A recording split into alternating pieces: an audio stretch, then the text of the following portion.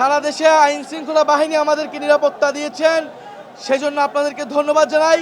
আমরা ক্ষমতাকে জনতার কাছে নিয়ে যেতে চেয়েছিলাম। সারা বাংলাদেশের পথে প্রান্তরে ঘুরেছি, আমরা মানুষের কাছে গিয়েছি, মানুষের কাছ থেকে আমরা অভূতপূর্ব সাড়া পেয়েছি। আপনারা দেখেছেন বিভিন্ন জেলায় জনস্রোত নেমে এসেছিল জাতীয় নাগরিক পার্টি এবং অভ্যুত্থানের নেতৃবৃন্দদের কথা শোনার জন্য, তাদের সাথে কথা বলার জন্য। আমাদের এই পদযাত্রা আজকে ঢাকায় প্রত্যাবর্তন করেছে ৩রা আগস্ট শহীদ মিনারের সমাবেশের মাধ্যমে এই পদযাত্রার আনুষ্ঠানিক সমাপ্তি ঘটবে।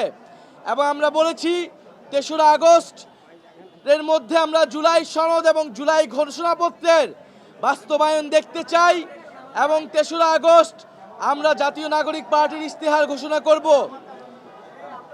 এই জুলাই পদযাত্রা সফল করতে সারা বাংলাদেশের জাতীয় নাগরিক পার্টির নেতৃবৃন্দ অক্লান্ত পরিশ্রম করেছেন।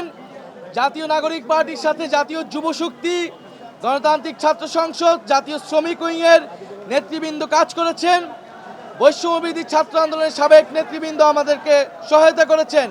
আমরা তাদেরকে আন্তরিক ধন্যবাদ জানাই, কৃতজ্ঞতা জানাই।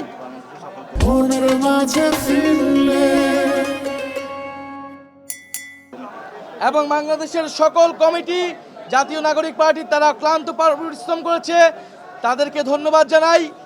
এই জুলাই পদযাত্রার কমিটির আহ্বায়ক হিসেবে দায়িত্ব পালন করেছে সার্জিস আলম, সদস্য সচিব হিসেবে দায়িত্ব পালন করছেন অনিক রায় সহ আরও অনেকেই, সবাইকে ধন্যবাদ জানাই। এই পুরো পদযাত্রা চলাকালীন সময় জাতীয় নাগরিক পার্টির বিপ্লবী সদস্য সচিব আক্তার হোসেন আমাদের সংস্কার কার্যক্রমকে এগিয়ে নিয়ে গেছেন, তার প্রতি আমরা আন্তরিক কৃতজ্ঞতা জানাই। সারা দেশে আইন শৃঙ্খলা বাহিনী আমাদেরকে নিরাপত্তা দিয়েছেন, সেজন্য আপনাদেরকে ধন্যবাদ জানাই।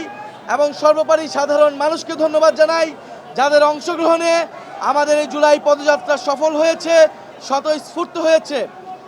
আজকে রাতে আমরা ঢাকায় প্রত্যাবর্তন করেছি। আমরা 1 জুলাই আমরা রংপুরে আবু সাঈদের কবর জিয়ারতের মাধ্যমে শুরু করেছিলাম।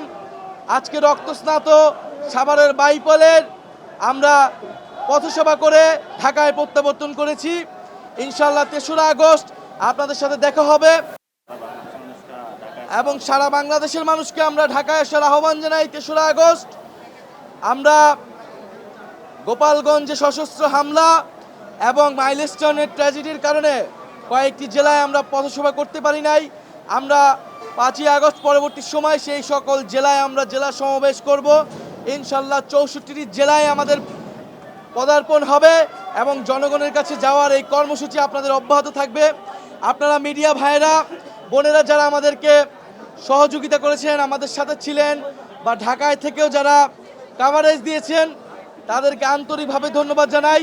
পুরো পদযাত্রায় আমাদের সাথে যে সকল কেন্দ্রীয় কমিটি সহ আমাদের যে সকল নেতৃবৃন্দ আমাদের সাথে ছিলেন, অক্লান্ত পরিশ্রম করেছেন। আমাদের ড্রাইভাররা অক্লান্ত পরিশ্রম করেছেন, আমাদের media team, social media team অক্লান্ত পরিশ্রম করেছেন, তাদেরকে আমরা আন্তরিক ধন্যবাদ জানাই। ইনশাল্লাহ জাতীয় নাগরিক পার্টির যে উত্থান এই জুলাই পদযাত্রার মধ্য দিয়ে হলো, আমাদের যে অভিজ্ঞতা হলো, ইনশাল্লাহ এই অভিজ্ঞতা জনগণের রাজনীতি করার জন্য আমাদেরকে এই অভিজ্ঞতা কাজে দিবে।